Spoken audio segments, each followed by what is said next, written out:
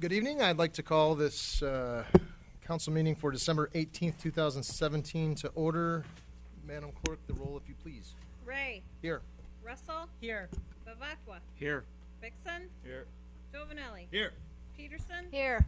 Salvia. Here. All right, if everyone would please stand and the Pledge of Allegiance. I pledge allegiance to the flag of the United States of America and to the republic for which it stands, one nation, under God, indivisible, with liberty and justice for all. Thank you very much.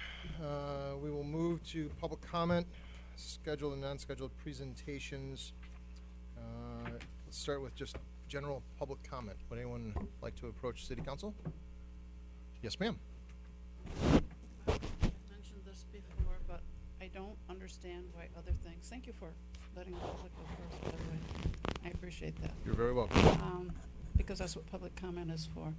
And it doesn't, these other things that you should ask questions on and you do ask questions on really don't belong under public comment.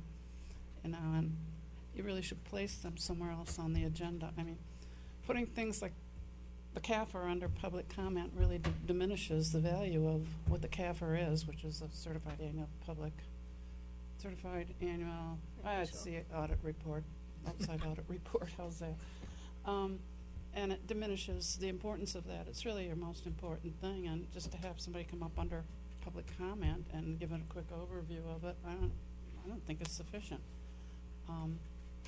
So I think you should put those on another place on the agenda, and if you don't do that, then, you know, kind of having it the week before Christmas every year too is kind of like what some people in government do when they have a press release they've got to put out, but they really don't want anybody to read it, so they do it on a Friday at 5 o'clock. That's what this is kind of like. Every year before Christmas, the CAFR, and then nothing more is ever heard about it. So really, I think you should take some time and look into it and discuss it. I don't even know how you could have a great understanding of what's in it with the short time you've had it in front of you. So, thank you. Thank you. Would anyone else like to speak? Yes, sir. Good evening, Steve Oak, 1639 Stony Creek Drive. Merry Christmas and Happy Holidays to every one of you, and thank you for all coming and doing this weekly and monthly and giving up so much of your life. I've got a couple things on my mind, and one of them just came this afternoon. Is I don't know if you're aware that Consumers Power is now going to be updating our gas meters. We're going to have smart gas meters. Yep. And all they're going to have to do is put a little sending device on them. It's not going to interrupt the service unless you know, the only time the homeowner needs to call is if the meter's in the house. I don't know if anybody knows about this, but if you see someone working on your gas meter, the homeowner shouldn't panic. It's going to be Consumers Power. We also have the thing is the city can't fix it if it doesn't know what's happening. On our leaf, we have a leaf pickup program which was pretty decent this year, but they always have the wood chipper that comes and picks up the branches. And they put out a bulletin that said on October 26th that it's going to be 2 to 3 weeks before they'll pick it up. Well, we have a neighborhood full of piles of it under the snow that was put out October 27th. So we've had big piles of branches laying on the lawn since October 27th. So I know the city can't do everything, but what we can do is if we can't do it, we should let the people, notify the people, and they won't be putting them out. We won't be picking them up after such a date. Would be a big help so we don't have these piles sitting all winter. Also, Mayor Pro Tem, you made a good point last week about asking questions and saying that I get the big packet and not all the information I need to make a good decision's in there. You know, can the administration give me some more information? Well, you may get that information, but we're looking at the same packet at home and we never see it, so we never really know what's going on. If whatever is asked for and given, if that could be put in the next packet, it would be so much appreciated so we could be better informed and not have to ask a lot of questions. And the last thing I have to state is we have a OPC liaison, which has always been Lucy Strand, and I'd like you guys to make sure that this lady has been on this forever. She does a fantastic job. She has more knowledge and more records hidden somewhere. She knows everything that was taken at every meeting 15 years ago. I think she should be reappointed. I'd like you to look at it very close in her favor. Thank you so much and have a wonderful holiday. Thank you. Would anyone else like to speak to council? No? Very good. We will move on to item A, presentation of Outstanding Building Official Award to Building Official Sid Brown. Mr. Manager? I think was the award placed in front of you? Yeah. So we are lucky to have Sid Brown as part of our staff, and recently, I want to say the first week in December, the association actually bestowed this award, and we wanted to highlight it this evening and make sure that all of our residents actually get a chance to see it. And Sid's actually here, and Father Sid is. all right. So if you like to Fantastic. call him up, yeah. Yep. Mr. Brown?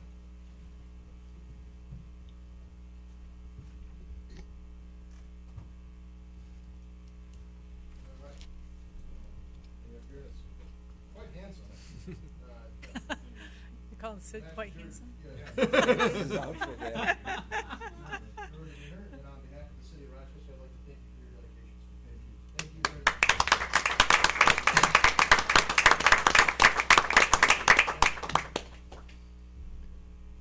Mr. Mayor, could I just say one thing while you're getting back up there?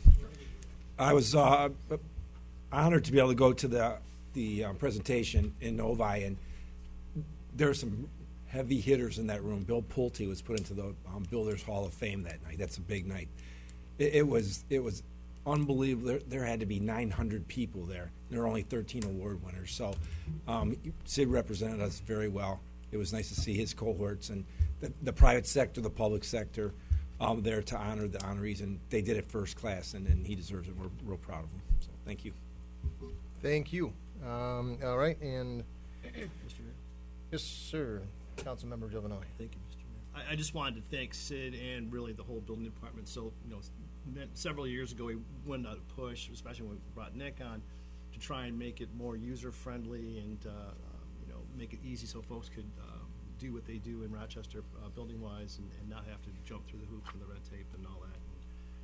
This is just it's the ribbon at the top of the gift that's you guys have been working so hard to get to. So as soon as I heard that you wanted it, was like, yeah, that's awesome. So congrats, absolutely, and it just all that hard work has paid off. So I want to thank you guys, at least from us. We've been working hard trying to get you there. So awesome, thank you.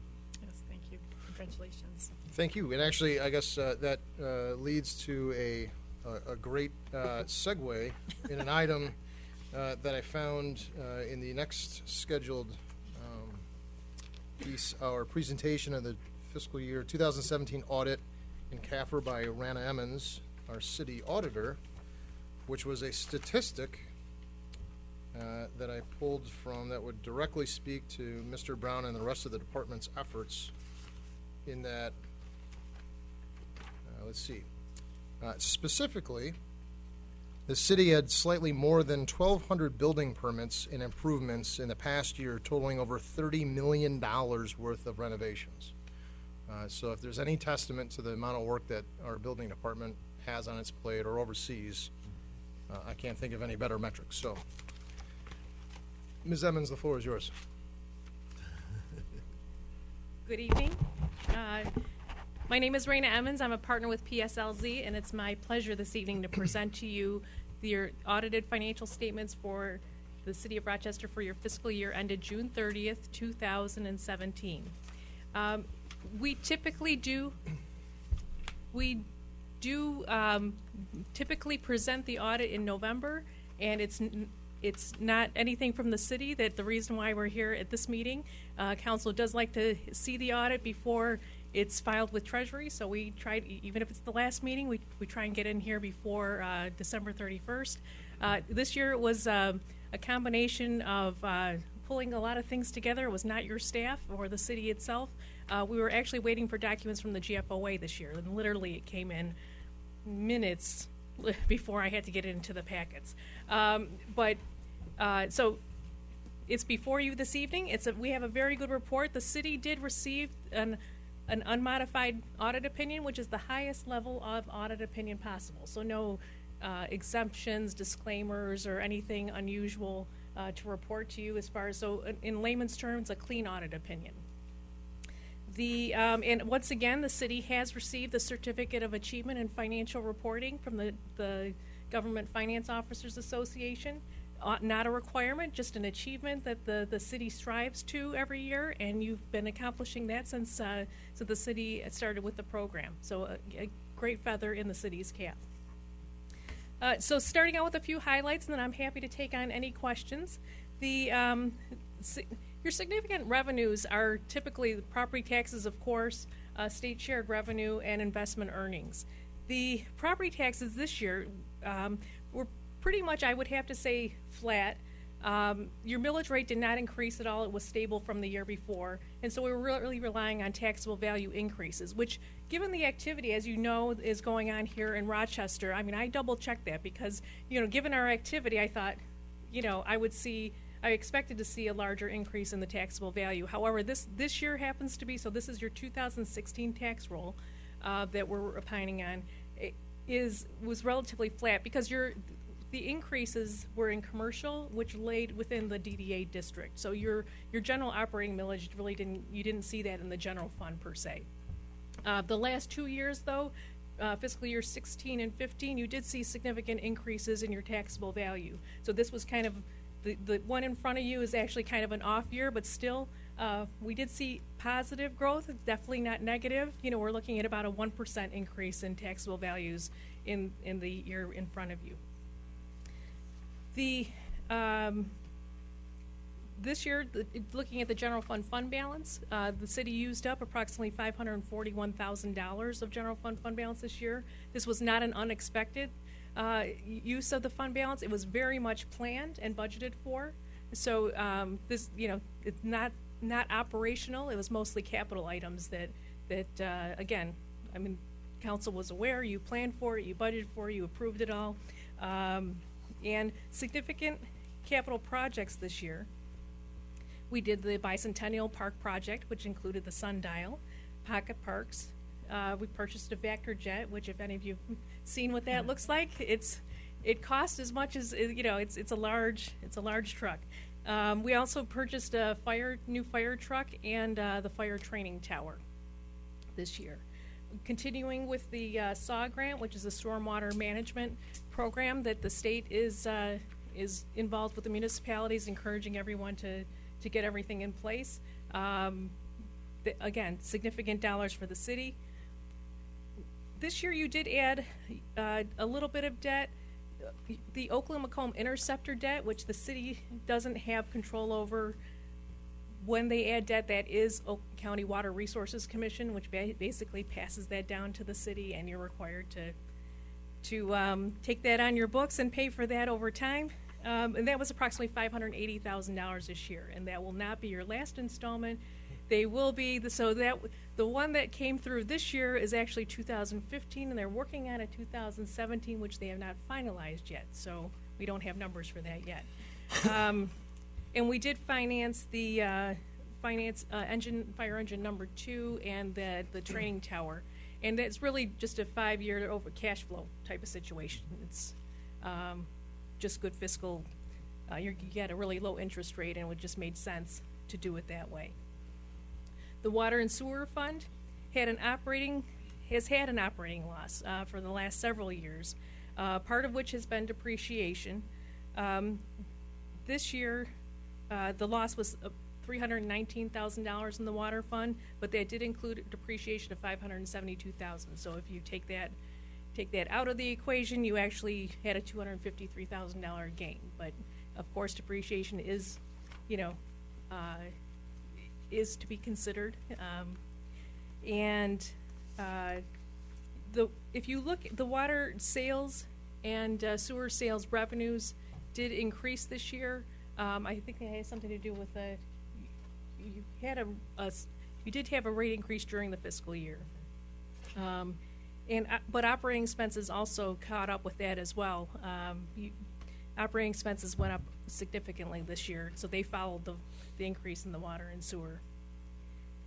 And what we all love to talk about, the net pension liability, which just came on the books. This is the third year that the city, under the Governmental Accounting Standards Board pronouncements, this is the third year that the city is, you've always had it in your financial statements, you've always had them in the footnotes, but 3 years ago, the Governmental Accounting Standards Board, we had to start presenting it a formal net pension liability, which goes right onto the balance sheet of the book. So last year, so fiscal year 16, when I say last year, fiscal year 16, you had a significant increase to the net pension liability, but if there is such a thing as good news on pensions, you did have a drop in your pension liability this year.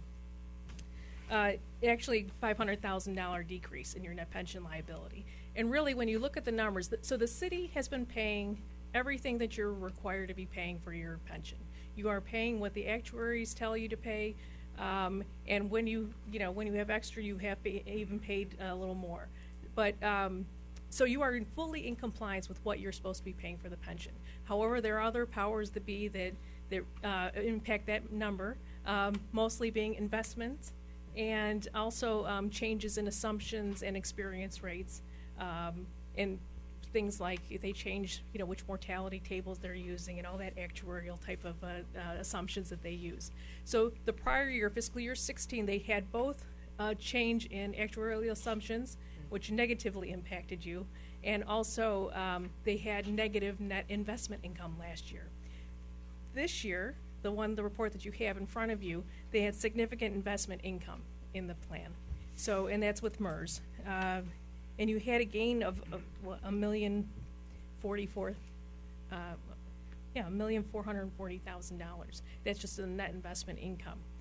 So that's, that we still have a net pension liability, of course, but that swung us up $500,000. So we actually dropped our liability, which is positive, negative. It's a good thing that we dropped our, and we hope the trend continues. But of course, we really don't have control over the investments.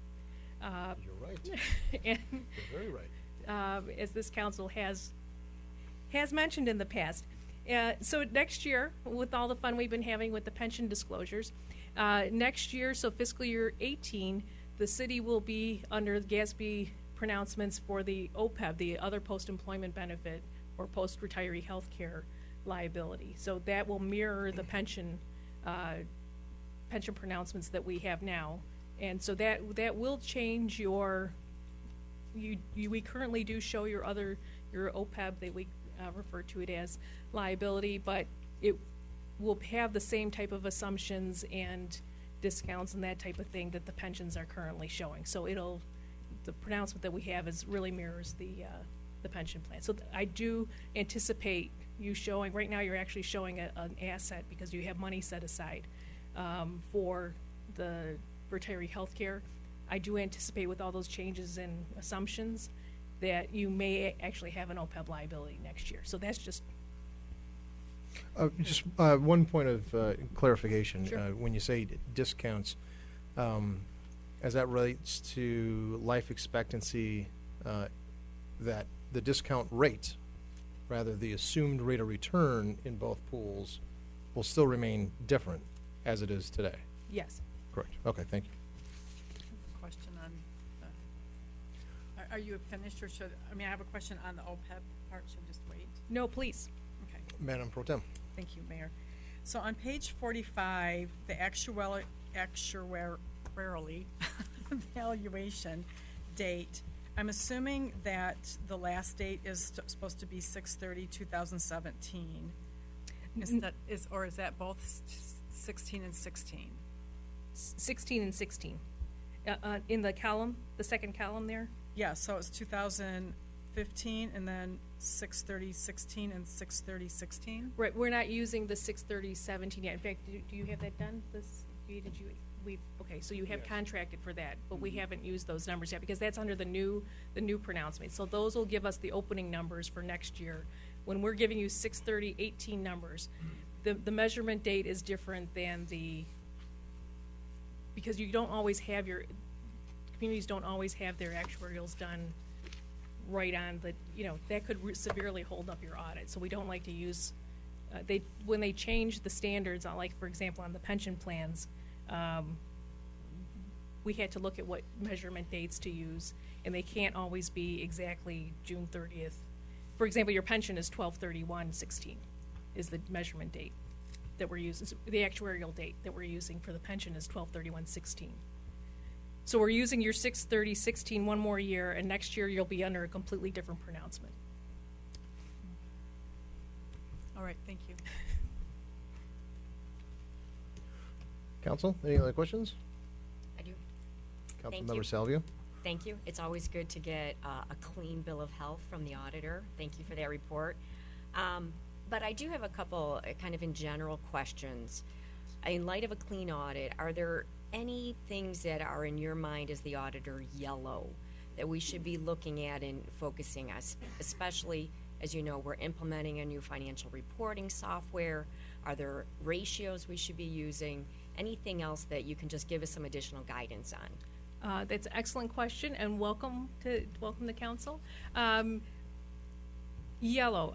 Okay, so as the independent auditor, I'm required to tell you if there's anything that I need to bring to your attention. That is a gray area. I'm required to Okay, tell so you. not quite yellow. Green turning yellow. and I will, I guess, I'd like to lead in with, this is Mr. Baggio's first year as the finance director / treasurer, and he's done an excellent job with that. And actually, he does bring, just a fresh look at, what reports are being presented. And, he really drove the bus on the new financial reporting software, which I know that the city will really like, because I think you can do so much more with reporting and that type of thing. It's, you can export easier, you can manipulate, I think it's a better tool. The software that you just converted to is a better tool for the city. The unique thing about the city is, so you have a very progressive finance director who's trying to look ahead and trying to get it, anticipate what council would want to see. And we are constantly in communication. I'm not the auditor that comes out once a year, says hello, presents the audit, and see you next year kind of thing. We communicate. If there's any new GASB pronouncement, if there's something new that the state, it seems like the state now is not only GASB, the state's coming out with all these new things. So we're in constant communication, and they like to, your whole staff, you have excellent department heads here. They like to be proactive. They, it's never status quo, and especially with all the development here, this isn't the place that you sit on your laurels and that's how we've always done it. That doesn't happen here, and I'm really happy to report that. I mean, I can tell you just from sitting here doing the audit that, it's great to work with the staff like that. And so as far as, we're always talking about those type of things, and we're always trying to anticipate what council would want and deliver that. Councilmember Giovanelli? Thank you, Mr. Mayor. Thank you for, once again, it's always good news to get good news, right? Especially, going into Santa Claus to roll in with bad news would be not well, and we would probably all get lumps of coal. There are a few areas we always need to sort of talk about, one of which is fund balance, the omnipresent discussion every year. Our fund balance is healthy, which we know, and a lot of it's sort of earmarked for the pension liability. In your estimation, and we've talked about this before, we're getting at what is the ideal amount of fund balance, because we don't want it to continue to grow on the backs of taxpayers. We want to keep it at a reasonable, sustainable level. So I just wanted to give you a minute to sort of talk through where you see us with respect to your other communities that you deal with, where we lay, and then how much wiggle room do we have in there, or should we just leave it alone and not do anything, just in your professional opinion? Well, of course, it depends. Yeah, I know, right? Classic answer. Okay, so It puts you on the spot. But in a nutshell, it depends on two things. One, the first thing I like to think about is your capital planning, and because that's significant. That could be nothing for one community. It could be significant for the other. And with all that's going on here, I mean, if your population is increasing and your development is increasing, that means you have to provide more services, and you have to be ready for that. And I know that you spend significant time thinking about that. and, you know, making sure that the residents are served and the commercial district is served and everyone's taken care of. I mean, this council's been great about that. If you've been nothing but responsive to this community. So capital dollars are the largest, you know, the largest ticket that you need to consider. And, you know, everything from, well, in 5 years, we need to redo the roof on City Hall to, Yeah, so I'm sorry, to that point, did you guys talk sort of internally about our capital, 5-year capital plan and the 20-year, and the sort of things we've been discussing to that Yes. end? Okay, so. Yes, of course. I guess what I was kind of leading into, all right, so fund balance is healthy, and we're intending on using, you know, part of that towards this effort. There's a blessing and a curse to being the oldest community in Oakland County. You know, stuff's old around here, right? So we got to fix it, and we're going to do that. But I just, you know, right now, looking at this report, you know, our fund balance is in a good spot, and, you know, there's a group of people that say don't touch it, but there's others that say, you know, that we need to make sure it's dealt with responsibly. Don't drop it down so low. What would be a good gauge for us to kind of measure at in terms of, you know, is it 3 months, 6 months worth of operations? We used to have a hard and fast rule where if the money stopped, for example, they cut off state shared revenue, you had no revenue sources. If the revenue sources stopped, Our state you know, sharing is really low anyway, right? Right. So, you know, we'd like to see anywhere from 3 to 6 months that you have to operate. Okay, so as we go through goals and objectives, we just sort of keep that in the back. But that's all changed Sure. now. Oh, all right, great. But wait, there's more. Right. So, you know, before the downturn, that was kind of, you know, you ask any CPA in this town, and Right. pretty much that was the hard and fast rule. That Right. was the professional opinion. But after, you know, when the world ended in 2008, and we're climbing out of that, things changed. And mostly, I mean, even if we come out of, you know, most communities in Oakland County weathered the storm just fine. And we were the first ones really in Oakland County to, our taxable values bounced back faster than anyone else really in the state. And which, you know, I would have anticipated that. I was so happy that it happened that way. Sure. So with that, again, going back to the capital, because it depends. It depends on if you're going to need the roof, or you're going to need a couple new fire trucks, or you're going to need to, you know, whatever it is that you know, that this community needs. How soon? Right. How soon do you need those things? You know, you've got next year, you've got 5 years from now, you've got 10 years from now, and you've planned for that. And really, and even if you were talking to, you know, Standard & Poor's or Moody's, that's what they'd be asking you. You know, are you planning for that? Sure. Have you thought about it? Have you put some numbers on the paper even? Yeah, so you're being proactive instead of reactive, and that it gives comfort to Right, the and I bond. guess so the second mark that I would really, you know, encourage you, and, you know, Mayor Pro Tem Russell, I remember last year and the last couple of years has, you know, wanted to discuss that, is what do we need to do with our legacy costs? You know, we want to be, again, being proactive like this council is. When, how much, what, you know, Right. and all that. So, of course, the more you can throw at it earlier is better. And they're going And to change our inputs, and it's going to make us start all over again. Right? well, and you want it to be significant enough that it would actually move the needle Sure. for you and lower those Yeah, so I mean, in terms of liabilities. canaries in the coal mine, that's one of them. Our capital infrastructure And it goes all comes back down to your budgeting. So Yeah, your just- goals and objectives, your budgeting, is that a priority? You know, respectfully. I mean, this is council's. You decide what is important to you, Right. what you're going to make a priority. So whether it's, you know, capital and legacy is, you know, both, half and half. You know, this year this way, this year, you know, the next. Just that you're thinking about it and you're doing something about it.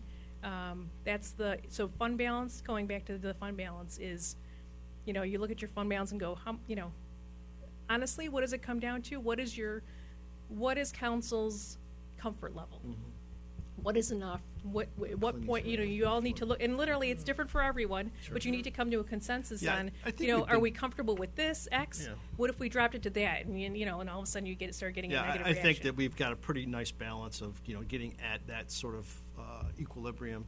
I did have, we talked about the yellow areas. A yellow area for me it's the printed page 103, printed page 103 in the financial, so it's like towards the end, Schedule 2, City of Rochester, net changes in financial position for the last 10 years. And I'm a trend guy, so I like to see sort of where we're at. What schedule is it? It says Schedule 2, it's page 103 of our packet. So it's basically taking us from 2007, 2008 fiscal year to the year, well, this is 17 that you guys do now, so it's the 2017 audit, so 6/30/2017, fiscal 2016. But the total primary government expenses, those are increasing. Every year they're increasing, and it seems that the increase is increasing more. And I know the hardest thing for me being a CPA in private practice or dealing in the real world, as I'll call it, is that we look at depreciation, we look at cost differently. Everything is an expense in government. So I don't know, as you go through and do your analytics, are you spending any time on looking at trend analysis on here and noting anything, or is this just sort of what you're seeing across the board? Because costs are going to go up. I get it. We've been very, very cautious and careful to try and mitigate that.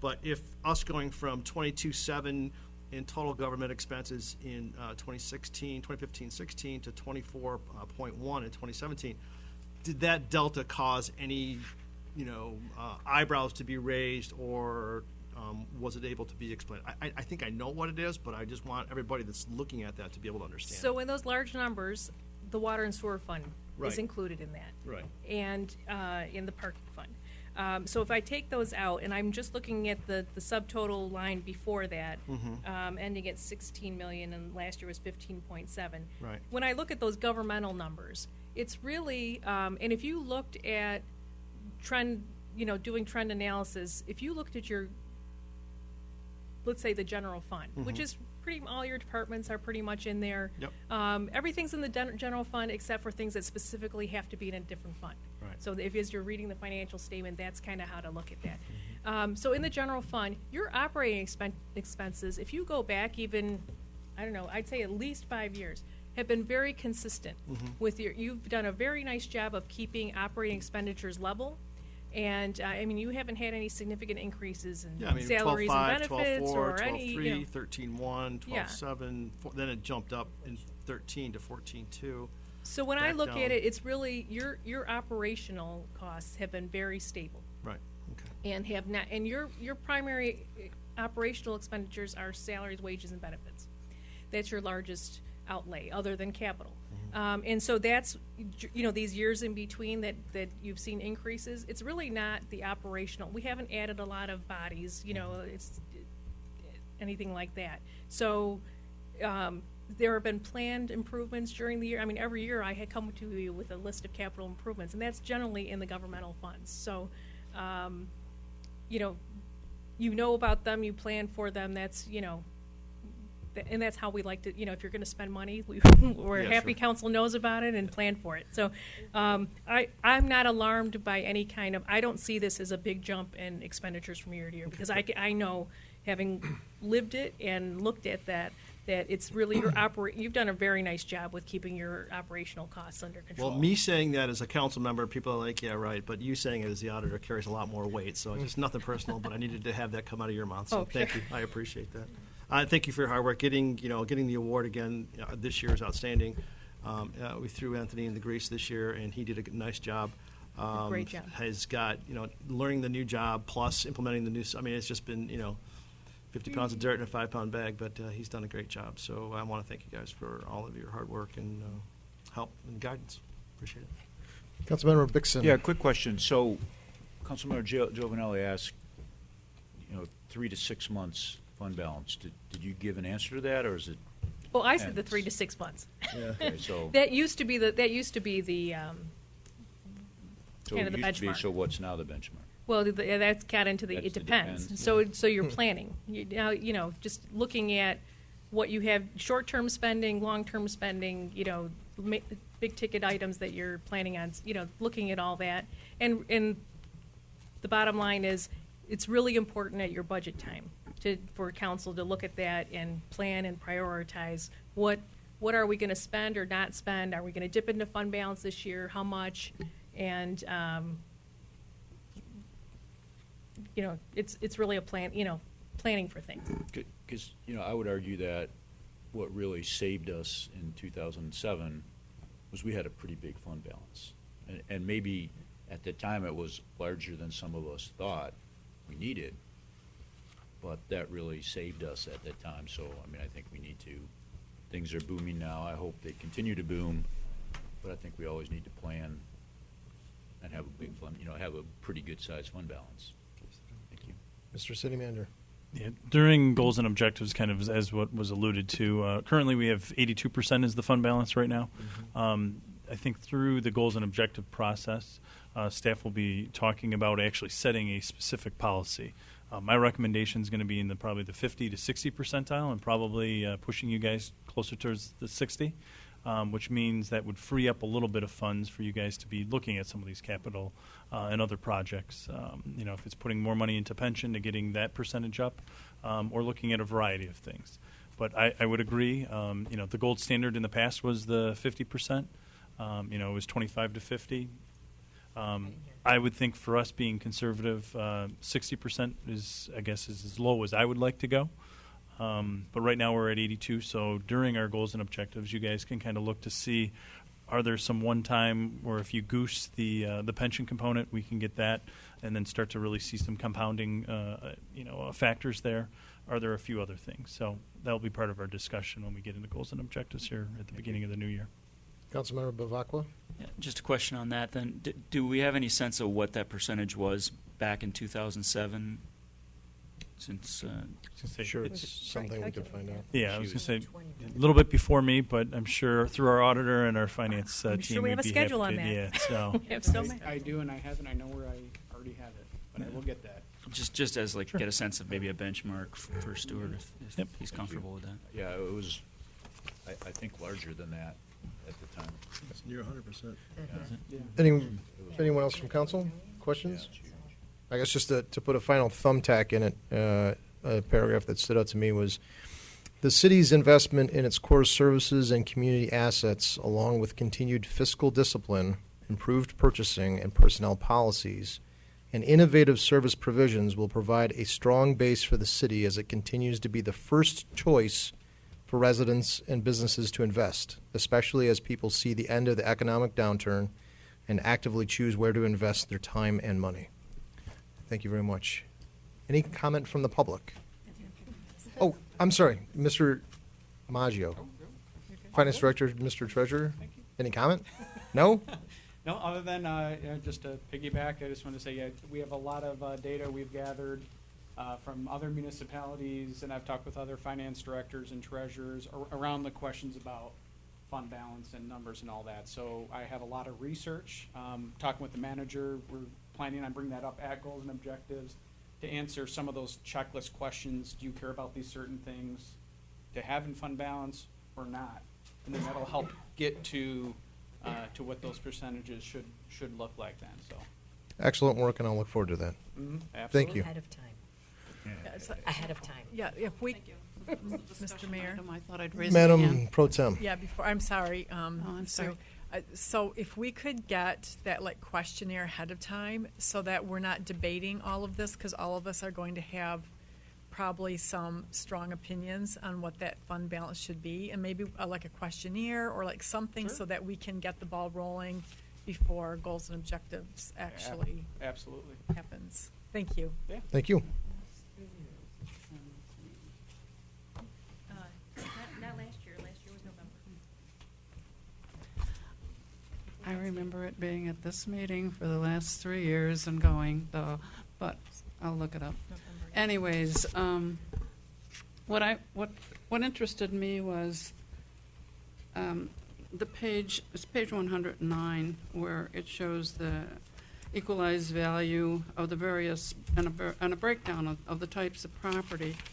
And residential is definitely carrying the load in this city. When you have 112 million for commercial property as your assessed value, and 26 and a half for industrial, you get back and you get down to the end and you get estimated actual value. 81.22% as a percentage of equalized value is what we're getting there at the end.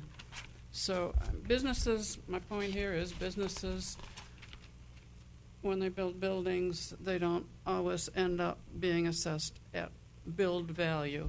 And you have to recognize that because they have a lot of breaks, and the income break is the main one. If they aren't generating the income they think they should be generating based on what they spent, then they can get a tax break, and that's perfectly legal and legitimate in this state. Residents can't do that. They can go in and ask for a hardship if they have one, but most residents won't do that. It's embarrassing to do that. So, just be aware of that, and as you talk about planning issues and so on and so forth, I think this all comes in with that too. Why are we opening up some areas for some things that may never generate what you think they're going to generate? Got it. And Okay. thank you. Thank you Sue very Douglas, much. in case I didn't say my name. 1228 Main Absolutely, Ms. Street. Douglas. Always appreciate it. Anyone else? No? We will move on. Thank you very much. We will now move on to the approval of minutes in consideration of the minutes of the regular meeting of December 11th, 2017. Madam Clerk. Your Honor, Councilmember Peterson thankfully found one error in the minutes on page 3, about halfway up. Councilmember Salvia was appointed to the RAYA board, so R-A-Y-A, Got it. R-A-R-A above that. Okay. So I'll make that change. Perfect. Any other questions, comments, concerns? No? Madam Clerk, the roll. I need a motion. So moved. Sounded like a motion and a motion by, we had a Got your plethora. back, don't worry. It's All right, take your pick, Madam Clerk. All right. Ray, Yes. Russell, Yes. Bavacqua, Yes. Vixen, Yes. Giovanelli. Yes. Peterson, Yes. Salvia. Yes. All right, we will move on to the approval of the consent agenda. We have just one item, consideration of a special event application from the Principal Shopping District to hold a Fire and Ice Festival event on January 19th through the 21st of 2018. So moved. Motion from Councilmember Peterson. Support. Support from the Pro Tem. Any discussion? Madam Clerk, the roll. Ray, Yes. Russell, Yes. Bavacqua, Yes. Vixen, Yes. Giovanelli, Yes. Peterson, Yes. Salvia. Yes. All right, we have no old business or tabled items, which brings us to public hearings, and a public hearing regarding a request to transfer ownership of a Class C liquor license from Rojo to DeMarco's Italian Restaurant at 401 Main Street. Method of we'll be opening the public hearing. And is there any questions, comments, concerns from the public? Seeing as that there is none, I will close. Madam Clerk, any correspondence? No, Your Honor. All right, council. Make a motion to approve as presented. I have a comment. We have Support. a motion, motion by Peterson, support by Giovanelli. Discussion on the motion at hand. Councilwoman Just point of Salvia. clarification. In the application, there was 8% for bar area and 42% for dining. So in looking at the layout, it looks like there's another 50% that I'm assuming is private space. So would we really say that it's 92% dining? I think that what you're reading it is probably a typographical error. There are 150 dining seats. Right. So some of those are in the lounge area, some of those are in dining room, and then there are an additional 50 private dining seats, plus 22 seats at the bar. Excuse me, ma'am, just your name for the record. Linda Mayer, Agassiz, Need, Allen, and Rentrop. I represent the applicants who are also here to answer any questions you have tonight. Thank you. Thank you. Thank you. Thank you for clarifying. Any other questions on the motion on the floor? Schedule for a public Uh, We're going hearing. to. I'm sorry. Just my question is, do we need to clarify the square footage or the percentage, or is that, how does that, it sounds like there's a little, you said there was a typographical error, can you? I'm not sure what she was reading. It was on the application. Here, I printed it out. There should be in your packet a proposed floor plan as well It was that page shows. 149. Go back Percentage packet. of floor area, dining 42. I don't have the same page numbers as you, so bear with me for a minute. Page 5 of the liquor She license has them. application. Oh, we're talking about the total floor area of the entire building. That's because that doesn't include the kitchen. Right. The kitchen. So when we talk about the floor area, I'm sorry, it has to do with the way your application reads. When they talk about the floor area, that's the part that's open to the public. So you carve out storage and the kitchen space. So we're talking about 42% of the entire 6,900 square feet. Okay. Any good Italian place, the kitchen's bigger than. It's all about the kitchen. I got it. We're Italian. That's right. I'm sorry. Did you need more clarification, Ms. Russell? No, I'm just, if the square foot is correct. Yep. So it's 42% of Because it's the- 6,900 square feet. Correct. Okay, very good, thank you. Got it. Thank you. Any other questions or comments? Madam Clerk, the roll. Ray, Yes. Russell, Yes. Bavacqua, Yes. Vixen, Yes. Chauvinelli. Yes. Peterson. Yes. Salvia. Yes. All right, and as a change from our regularly scheduled programming, I am aware that an item under reports and regular business, the consideration of fourth quarter budget amendments for RARA, we would like to pull up in the agenda unless there's any dissent from council. I'd like to do that now. Okay, we will move on to that. The floor is yours, boys. Thank you. Welcome. Mr. Jewell?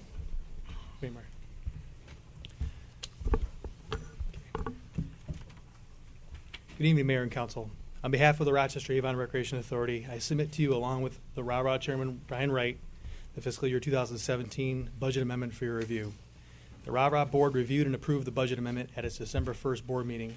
The fiscal year 2017 budget amendment was submitted at a point in time when RARA was in the process of negotiating terms and seeking to acquire the 480 building just west of RARA's main quarters for additional recreation space.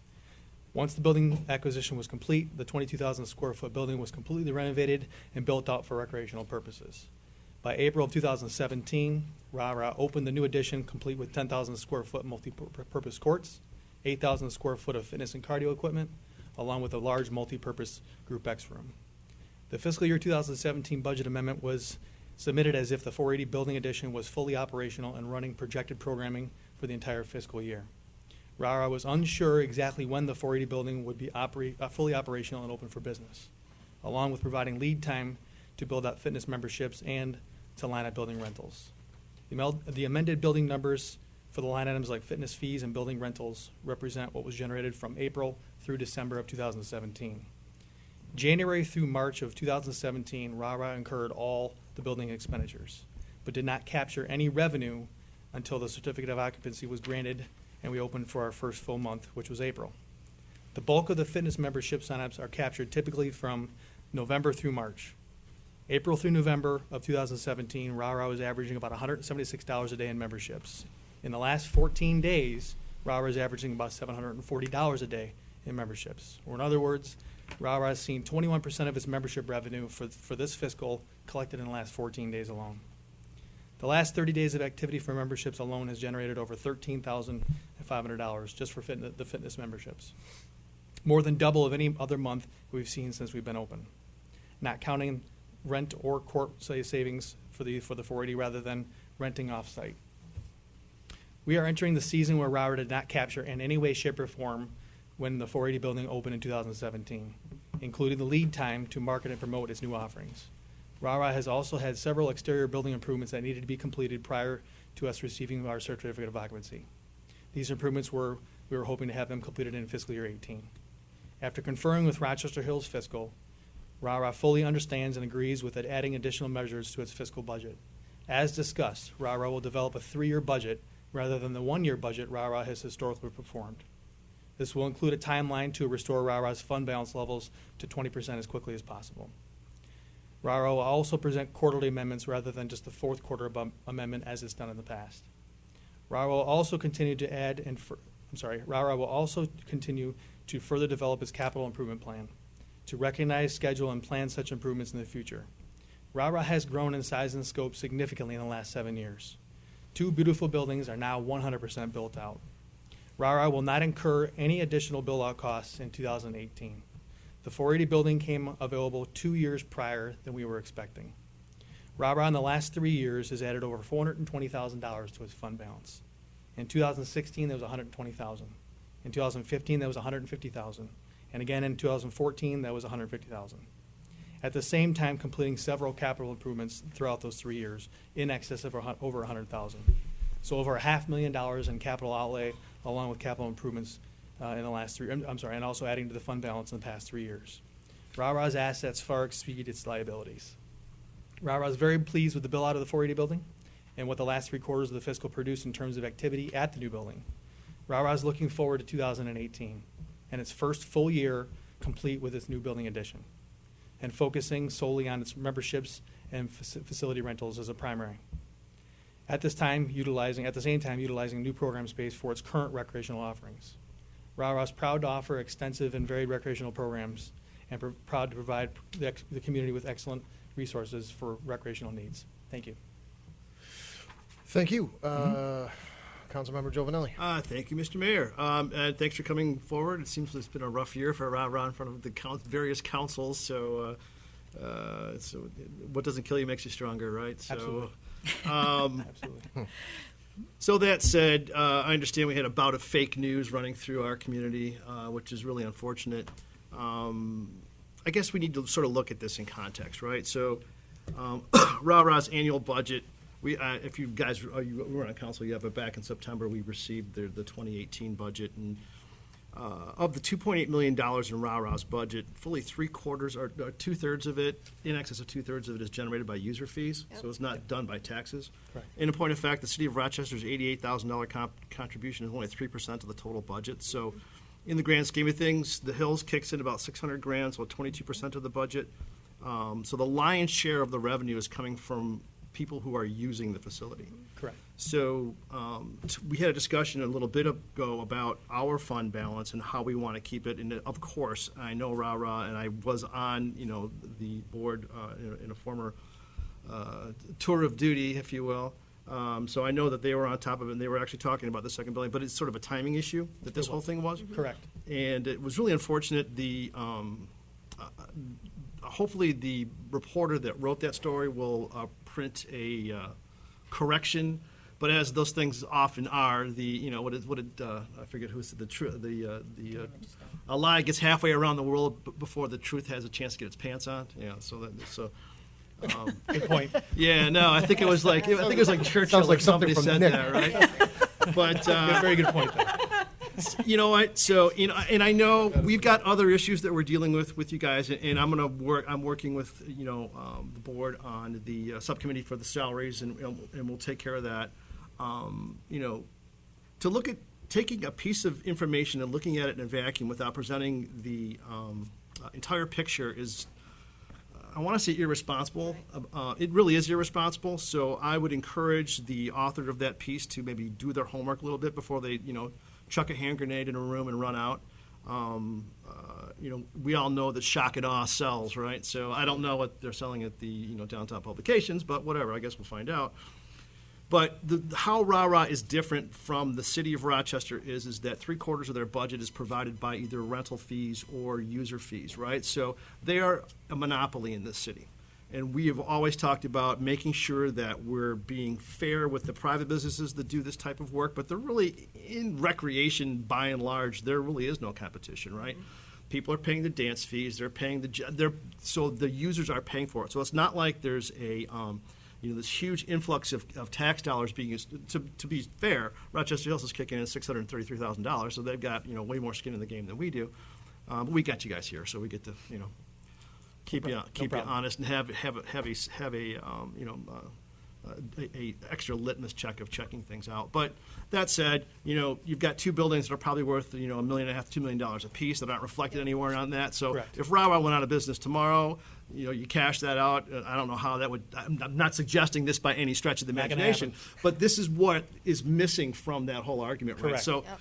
the RAWA's going to putting forth a budget amendment to dip into fund balance, and they use fund balance to buy and build out this building. And to Ron's point earlier, it really was just a timing issue. They've collected much more of those funds over the course as the fiscal ended to now. So kind of like what Ron was saying earlier about our taxes, the way we were collected and we were flat, and then commercial picked up.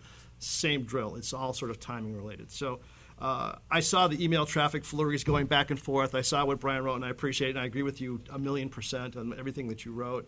I just think that, much ado about nothing. You guys, we will, continue to work together in a collaborative nature to make sure that,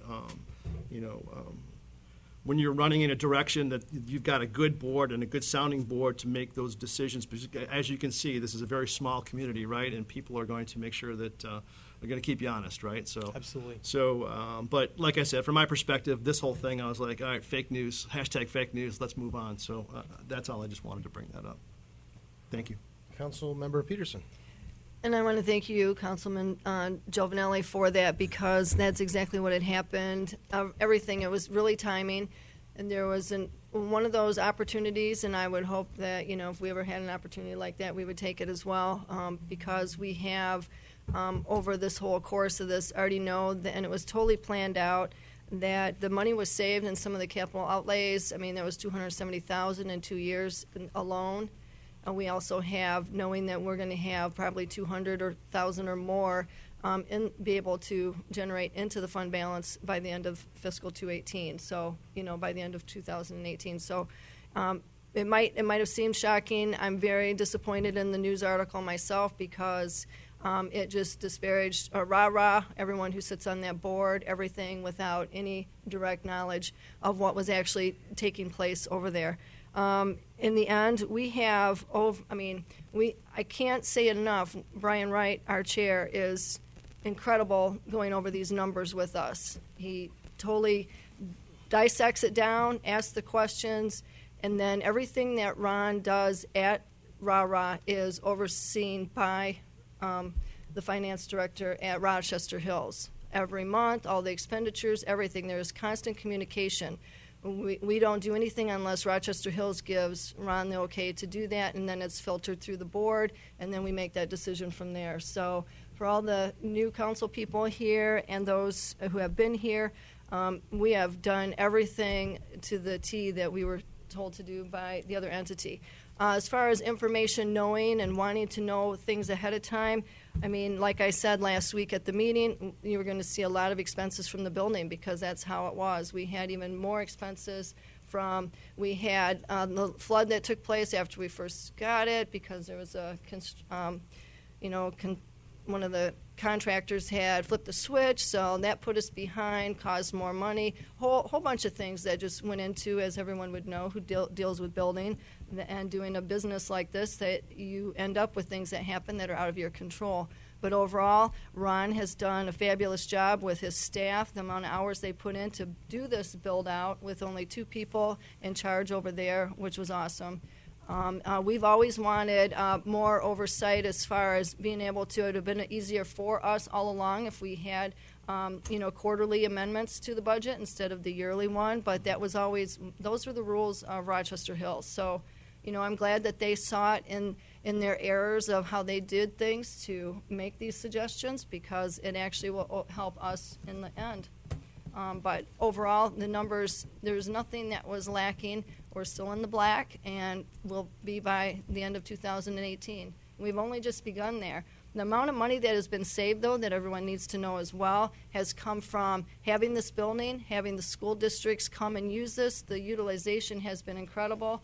We've had awesome, when Liberty Park went out, it's increased us to, we're one of the only facilities to take care of the baseball now. So there are a ton of things going on, not counting we have one of the best dance programs in the whole entire state here. So everything that they've been doing has been perfect. And I sit there knowing full well that we get all the direction, and when you have a board that is mixed with the school district, Avondale, and Rochester Hills, and residents that sit on there, and we go through this to make these decisions when everyone is in agreement and everything is unanimous, except for a couple items. A couple times we haven't had a unanimous decision. I felt good representing the city here, making these decisions. So from there, thank you again for everything you said, because it's really true. And that's why even with this compensation study that we had to go through and start all over again, putting Ben on there was to help bring that type of direction that I was hoping that we would get, again, with that. So there's no question. I felt the first one was done appropriately based on what we were given with knowing also the market out there. So overall, I thank you, and I thank you for a great job. I think that it's been tremendous. I hear nothing but good news that comes out of there. So, Mr. Jewell. Yes. Just one question. So as it relates to the, you were talking about the memberships and all that sort of stuff. I remember back in June of last year, when you'd come with this, the presentation, and the pro forma that you had submitted relied heavily, I think about half the revenue, like 200 some odd thousand, on court rentals, like 40 hours a week, 2 courts at $55. So I understand that memberships will likely, on a calendar basis, be concentrated because everyone adopts those New Year's resolutions Absolutely. and all that sort of Correct. stuff. But Correct. I would presume that court rentals are probably more evenly dispersed. Are you meeting those 40-hour-a-week targets? Good question. And again, the lead time. Nobody's going to rent court time or buy a membership for a gym they haven't seen or a court that they can walk on and play on or pick up a membership fee. We didn't get that. Typically what happens, people will buy court time or rentals for their federation teams or travel teams or their independent agencies based on something in a year in advance. We didn't have that opportunity last year. We've had 3 or 4 different groups come in within the last just couple months and have secured and locked in membership time, but court time with RARA for this next fiscal coming up. Case in point, Rochester Soccer Club. They've earmarked $20,000 in utilization of the courts on a couple nights a week. Same thing with a couple of different volleyball groups that we have locally that have absolutely wanted to sign on the dotted line with us until only after the fact they saw the building. They had no idea. They could see pictures and schematics, but they can't put any money down on something they didn't know, and one, they had the availability and when it was going to be available. So, and also there's also a huge savings by what we also offer internally. Our basketball program, we run a good chunk of it in-house now. That saves us $10,000 a year by running 2 courts side by side on Saturdays rather than going to a school and rent those times. So there's whether our adaptive program, our camps, which has been a godsend for us, our summer camps have been able to use those buildings all summer long.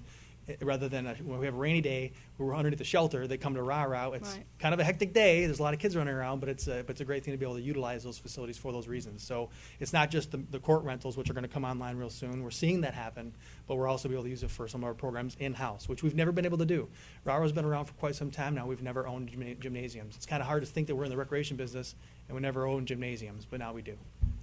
And if I could just add too, I mean, Councilmember what we've actually had a huge increase in birthday parties there.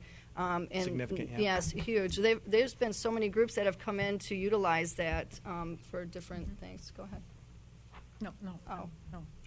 No. I thought you needed to talk, so, okay, I'll finish. I'm finished. Okay. Mayor Pro Tem. No, she just asked me if I wanted to speak, and I did. So thank you for coming before us. I've worked with both of you gentlemen, and I know how passionate and diligent you are. But I'm an ISO manager, and we have to attack the problem, not the people. So I think all of you are doing a great job as far as the passion in trying to bring RARA up to a certain level. Having the fund balance drop to 1% is not acceptable. And I don't know, I know that part of it's a cash flow issue because I think in February is when you get the influx from Rochester Hills. January. Is it January? Yeah, Okay. 1st of January. So I know that that's going to help somewhat, but still and I know that there's been obstacles. You know, I looked at the article, I looked at Rochester Hills, I looked at your budget. At the end of the day, it's scary because 1%, that doesn't give us any cushion. Right, and we did the same thing in 2012. You were there. You were very acutely aware of that, hey, we're going to dip our fund balance below normal But levels. we what did not wanted. go at 1%, Absolutely, Ron. and that's where it comes down Don't to, even again, get close. the We two did not things. go close You're to correct. that. You're right. The Okay. timeliness, Okay. and then the building expenditures we had above and beyond that before, in order for us to get our site plan. Those two, if they would have worked, we would have accrued another $12,000, $13,000, $14,000 in those first 3-4 months. We would be right where we're hoping to be. And I can really, I can appreciate that. And I know that when you came before us and you were going to dip into the fund balance, and that's why, I was trying to research what that fund balance is, and that's why it's so important for us to have meticulous minutes so that we have monies in there because there's no monies. And then going back to the discussion, it's difficult to know how much money that you were anticipating to spend down the fund balance. We wanted to keep it about 100,000 is what we were shooting for. Right, so that was what you were shooting for. And so Correct. I think, I mean, so this is where I logically are thinking through as an ISO, because you know how I am policy procedure, how I just ram that down you guys all the time. Policy procedure, where is the policy, how is the procedure of doing these sorts of things? Because we have checklists. That's why Rochester Hills pays the bills. And I'm not blaming anyone for this, but what I'm saying is that it's another surprise, and there should be no surprises, because if you have like these little glitches, or you come to Planning Commission in Rochester and saying, boy, can we put that into 2018 or even pull it in the next part of the year? If we would know that ahead of time, maybe we wouldn't be so tight I see what you're saying. at this situation. We're not getting that feedback. We're not getting that communication. For me, it's disappointing that you're looking that in July you're looking for a 12% increase, and until the fund balance is at least healthy, and I don't know what that means for you. When I was on the board, healthy was we wanted to get it back to 20% because That's we dipped it around, I believe, 12% when I was on the board. I'm not sure what the percentage was, but I would expect.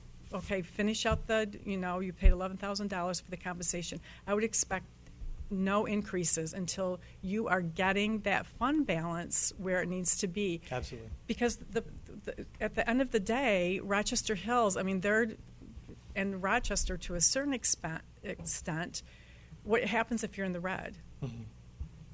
Yeah, we're it goes foregoing to all us. of our capital outlay improvements, not only for this fiscal, but probably for the next fiscal, in order to get it up to where we want to Right. be. Within the next year or two, we'll be at that number, and then we'll start looking at some capital outlays. We're sticking with the lobby furniture that we have. It's ugly. It's there's a lot of capital improvements we'd like to work on, but we're going to hold off again and tighten our bootstraps and get to that 20% fund balance, and then work on it from that point forward. And I mean, I really do appreciate this. This is no different though than OPC when you're looking at how much the residents pay by what the membership and fundraising and all that kind of stuff is. These organizations, you guys do an omen's job of creating this kind of budget, and I applaud you for that. But on the flip side, in our motion, I hope that we put in the 3-year budget plan. Yeah. And that we put in the amendment of when you have quarterly amendments, Quarterly. and that we are getting that communication. Brian, did you know that you were going down 1%, or is it just kind of like a snowball, and all of a sudden you're like, oh my goodness, we are really close? I knew we broke the piggy bank. I knew that we were going to be close. I was more concerned about cash flow. I knew that if we could make it to December 31st, January 15th, we get the Rochester Hills money. The cash flow was there. The fund balance, we had to do it then. We couldn't push it off a year or two because somebody would have bought the building. And we did I think we overran about 40 grand. I think we overran costs about 40 grand, and we missed New Year's resolutions. I think if we would have hit those two, we would have been good. Okay. But Yeah. I knew we were low. I didn't know it Right. was going to be 1%. But I'm more cash flow. Okay, so and I can really appreciate that, guys. I'm not up here to just bully you, but I am saying that it was really tight and we need communication. So when you know that it's tight, then you need to go to the liaison and she needs to say, okay, because Councilmember Peterson is your biggest champion up here, and she needs to be able to have the opportunity to say, okay, council, I don't want you to be surprised. We are really tight because we had no idea how tight it was going to be. Correct. And putting those parameters in place, like a 3-year budget along with the Absolutely, quarterlies, we need would to put those know placeholders right into effect. because it's too many surprises Right. this year. Right. We've And that's got- what we don't want to get in a habit of doing. We want to make sure that those quarterlies are done. We'll know every quarter where we're at in terms of that. So that's what you'll have going this forward. Okay, so my understanding is the funding, Rochester Hills is doing the oversight on the funding. Can you tell me, is there a time frame on that? Is that Rochester Hills taking that over? over? No, we're just going to work with, I'm sorry to interrupt, but we're going to work with the CFO to put more things in more of a accrual basis. It's all we're looking at doing. We still do our accounting services through Rochester Hills, but Joe's going to be a little more intimate with the budget, knowing where we're at from this point forward. 7 years ago, we're a heck of a lot bigger than we were 7 years ago, and it needs to have that. Quarterly budget amendments don't work when we had a budget a fraction of the size we have it now, and it warrants it. And that's why I think having Joe be a little more intimate, putting us on more of an accrued basis rather than just submitting this on an annual basis. Okay, all right. But my last comment, the one thing that I did see at the Rochester Hills is that the construction did not go out to bid. I know Cunningham Blimp is, doing, can you guys hear me? I can, yeah. Doing a good job. However, those big projects in the future, those are things that, you're probably not gonna have another big building, right? Not for the foreseeable future, I can promise you that. Those are things that, maybe could have helped save a little bit here and there. You don't know unless you don't know what you don't know. I agree. They give us the same rate from 2012, and we know that it was a continuation of the services. They offered the same rate that they were offering in return in 2012, which is pretty significant. Right, and it's significant, but you never went up to bid, so you don't know if you didn't get anything. I agree. Correct. Better. And I don't know, can they not hear? Yes. Oh, the clip hit my button. That's what happened. So nobody could hear me. Isn't I heard you. Aren't you all happy that you couldn't hear I me? heard you. So anyways, I just look at the systems because we have a board to give a check. We have Rochester Hills to give a check. We have you. We need to have all those systems in place so that we don't come to this place. And if you need something, we need that communication because we don't want to go in the red. I don't want to see the red. And so when do you feel like you're going to get that 20% in the... Within a few short years. We're going to add to the fund balance next year, and the projections are they're trending like they were the last month or so here. I would say within the 1 to 2 years. Okay, very good. Thank you. Any other, Councilmember Bavacqua? Thanks.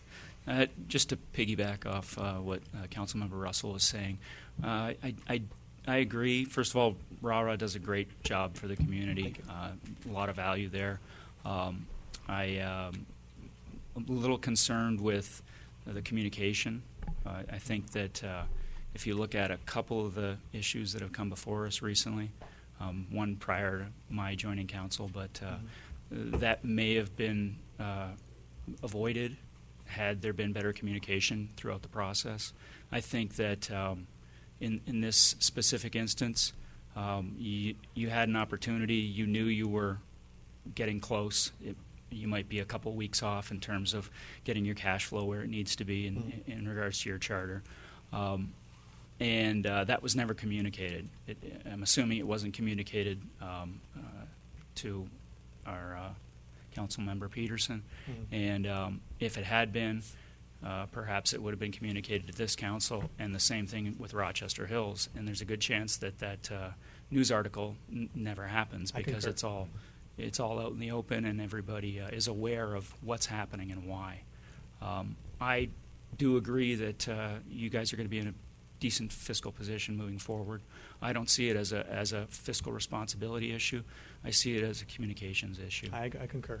And to add to that, I know that when you were in front of the Hills, that Council Member McCardle requested some information regarding marketing materials, what your plan was specifically to try to meet your goals for membership. And I think that I can speak for a lot of people here on council that we'd like to see something along those lines as well. Sure. We've already given that information to Councilman McCardle, but we can certainly pass that along to the rest of this council as well. Let them know. We have our superintendent of recreation does a fabulous job of marketing, promoting. It's one of his primary jobs at RARA, Mr. Word, and he's been charged with that very request to get that information out to Mrs. McCardle. Councilman McCardle, and so we know that that's what he's charged with, to try and make sure that happens the next fiscal year and each year from this point forward in terms of gaining memberships.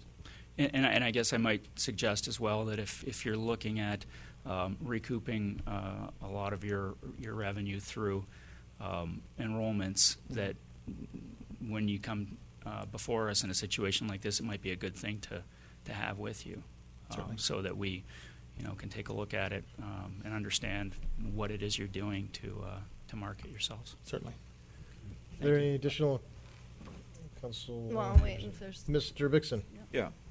First, I want to thank Mr. Wright, who has been around almost as long as I have. So appreciate him for his service. Been on RAWA a long time. I think the troubling thing with me, Ron, is that, you said, well, you knew how tight it was, and, well, you never should have gone that way. You never should have let it get that tight. And then you, because it got that tight, then you allow, that article to be written. Mm-hmm. And so why, it just, you shouldn't go to right at the end, and it's like, oh, well, we're waiting for, don't put yourself in that situation, and then thus you put us in this situation where then the appearance is, there's problems there. I mean, I think we've heard that there probably isn't, Right. but you kind of put yourself in a situation that makes you look bad, but then by definition that makes us look bad. I agree. And of course we don't like that, right? Not at all. So, I mean, it sounds like you're in a good footing, but, don't go to 1%. Stop before. Yeah, it's all gonna work out in the long run, but you get so tight, well, what if one more thing happened that you didn't anticipate?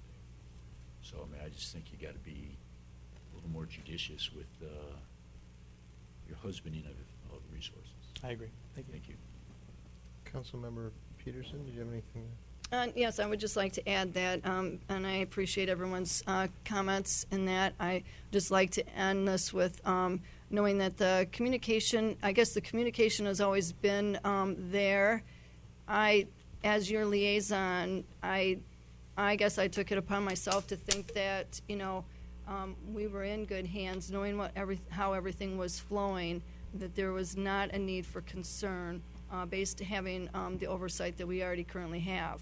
So, have no problem. Quarterly amendments are going to change all that anyhow, so really there's not going to be anything, but the communication, Ron and the board, everyone, Ron has always been upfront with everything that takes place at the board. Our board meetings are very, very, very thorough with everyone in the departments and everything. And as far as the marketing and that, we have an incredible marketing going on there that Mr. Ward does do that Ron said. So just everybody here can understand that that's all there. And I would welcome all of you to make an appointment to go and really see what goes on over at RARA. We were planning to try to get together an open house and have that early January, February, so we can have all the council people there to see it and open it to the public as well, since we really never got to have one like you would when the building first opened. So even though there were growing pains, what RARA has done for the community is by far probably the best investment here in the city of Rochester. So with that, I'd like to make a motion to move to approve the fourth quarter budget amendment for RARA for 2000. Motion by Peterson, is there support? Can I amend that at all? You can I'll off, support it. and then, yeah, support by Peterson, I'm sorry, the pro tem, you can offer a friendly amendment. I'd like to offer a friendly amendment. I'd like to move forward with and approve it, but would want quarterly budget reports until the reserve fund balance is at 20%, which is approximately $560,000. And further, as requested by Rochester Hills Councilperson, we'd like to see marketing and advertising plans detailing RARA's efforts to meet enrollment goals required to replenish the fund balance. Would you accept that? No, I have a problem putting in the marketing, and I do have a problem putting in the actual dollar amount because those things are going to change with the millages and that. So I don't know if 20%, because then if we end up with a dollar amount stated there and the numbers differ, then I don't want it to be an issue and RARA has to come back that they didn't perform. So I have no problem doing the quarter amendments, and they've already been instructed to, have it at 20%, but that's not something that is in stone. So This is discussion on the motion at hand, Mayor Pro Tem. well, so we need to put something in for the amendment to go through, and so Ron, what is your estimate for next year? Because you're going to come before us in another year. And so to make us feel comfortable that some percentage is going to be in that budget for next year, and then we can reevaluate, what do you think would be fair? We're shooting for between $200,000 and $300,000 to be added to the fund balance. That's our goal for next Right. year. Okay, so so- if we put in 150,000, we're good to go? I think 200,000 would put us at $400,000 would put us at the 20%. So if we do 150, 200, that puts us around 10. Okay, so if we put 10% in, then that would be fair? I would think that's more than fair. Okay. I would So accept I- that. Okay, so I will make a friendly amendment to put the 10% in, and that there will be a 3-year budget plan, and that there will be oversight from Rochester Hills until we hear further notice. Excellent. Okay. Do you accept that? Well, it's the oversight regarding the fourth, each quarterly amendment. Is that what the oversight is? Well, I mean, it's Well, I just in just want it general, stated right? that way, because, I mean, it just, and that is what they requested, was the quarterly amendments, and then that way, that's fine. I would accept quarterly amendments. So, if I hear that correctly, there's a motion on the floor to approve the fourth quarter budget amendment as presented from RARA, along with a minimum of a 10% addition to the surplus fund, approximately $150,000, and ongoing quarterly fiscal reports presented to council as prepared by Rochester Hills Fiscal. Does that sound accurate? Correct. With a 3-year budget. With a 3-year budget. Yep. Madam Clerk, you have that? I do, Your Honor. The roll? Murray, Yes. Russell, Yes. Bavacqua, Yes. Vixen, Yes. Giovanelli, Yes. Peterson, Yes. Salvia. Yes. Thank you very much. Thank you, Mayor and Council. You got it. Happy holidays. Likewise, Mayor. Okay, back to the scheduled programming, legislative deliberation. We have one item, consideration of an ordinance amendment to section 32-475, drug paraphernalia penalties. First reading and introduction Motion to approve. Move. so Yeah, motion motion, for first reading introduction. Yes. Is there support? Second. I'll second that. Support by Salvia. Any discussion? None. Madam Clerk? Ray, Yes. Russell, Yes. Bavacqua, Yes. Vixen, Yes. Giovanelli, Yes. Peterson, Yes. Salvia. Yes. All right, back to regular business and reports. Item A, presentation of the fiscal year 2019 budget schedule, Mr. Manager. Thank you, Mayor.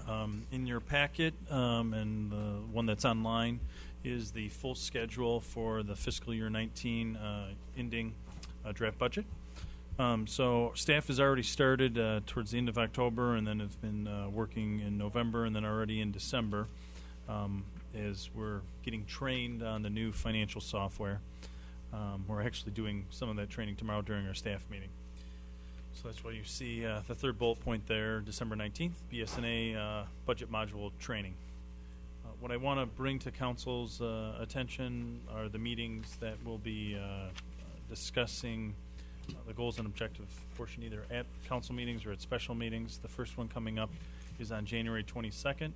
That will be at a council meeting. That's our second council meeting. We'll be going over the core budget goals and objectives during the council agenda. The next one would be a special meeting on February 10th, 2018. We're going to be going over infrastructure, which includes water, sewer, roads, etc., and the initial discussion on the general fund reserve policy with council. So I did hear tonight, and I'll work with Anthony and our auditor on putting together that check sheet so that council has that with plenty of time. The next several meetings, again, March 20th would be the final discussion, unless there's more needed. That would be that's the workshop. So we'll be spending time going over the DDA, PSD, parking advisory, facility discussion, along with any other open budget requests. And then, per our charter, we have to wrap up by the first meeting in May. So we do have to hit those deadlines. We would have to have a public hearing on April 23rd. And then on May 14th, we would be presenting a final budget for City Council's adoption. Thank you. Any questions, comments from I have one council? quick question. Madam Pro Tem? So as we go through the year and we say, well, let's throw that in goals and objectives, let's throw that in goals and objectives, do we have a list of what those items are? We're currently putting that together, and we'll have that to you for the first meeting in January. Okay, So very good. we've been doing that, I guess, a little bit more sporadically than we thought, but we're going through the minutes to make sure we try to capture anything. And after you guys have that list, if there's anything that we've missed, please just let us know, and we'll make sure to add it. All right, very good, thank you. Thank you. Let's see. Item C, presentation regarding the creation of Precinct 6 in consideration of a resolution. Madam Clerk. Good evening. Good evening.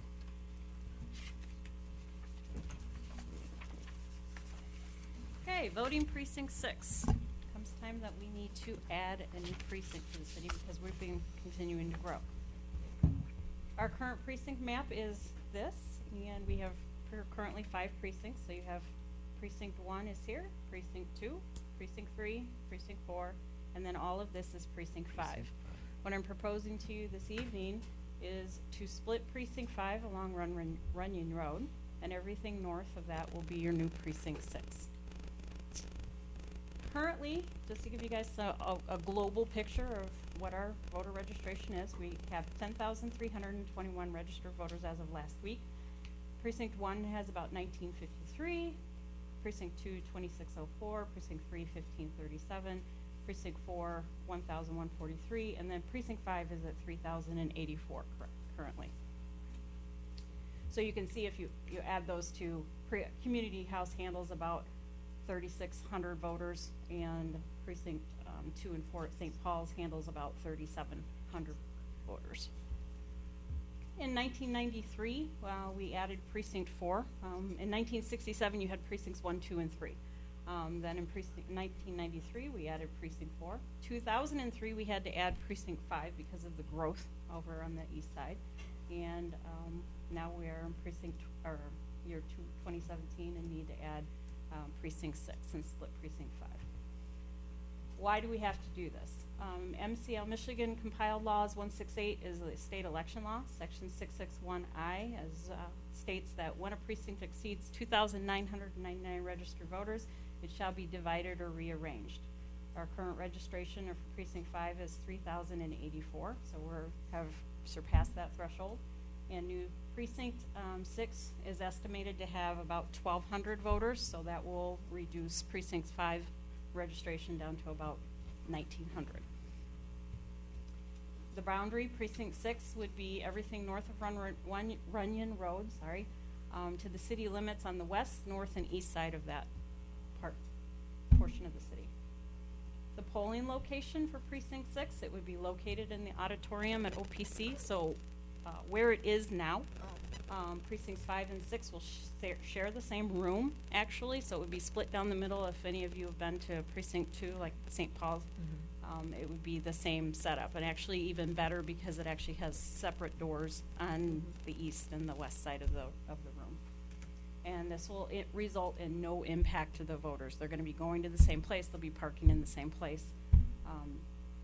Maybe a little bit of a more positive impact in that they might not wait in such long lines because it'll be divvied up then.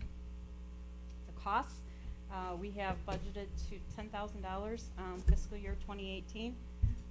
Those costs are going to be broken down as such. So new voter ID cards, approximately $750,000. I listened to you guys too much. $750. A tabulator is $5,500. New voting booths, I'll probably get about 10 or so. That's about $2,000. Ballot containers, approximately $350.